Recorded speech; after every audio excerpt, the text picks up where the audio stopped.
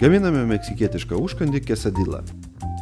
Iškepame kiaulieną ant česnakais pagardinto aliejaus. Apkepiname paprikas orkaitėje, vėliau jas išimame ir dedame į šaltą vandenį. Atvėsiname, nulupame odelę ir išimame sėklytes. Sūrį sutarkuojame, susmulkiname žolėles, supjaustome pomidorus griežinėliais, o papriką kubeliais. Viską sumaišome dubenyje. Pagardiname druska ir pipirais. Kas mėgsta tikrą meksikietišką skonį, rekomenduoju jalapeno pipirus. Supjaustome kiaulieną griežinėliais.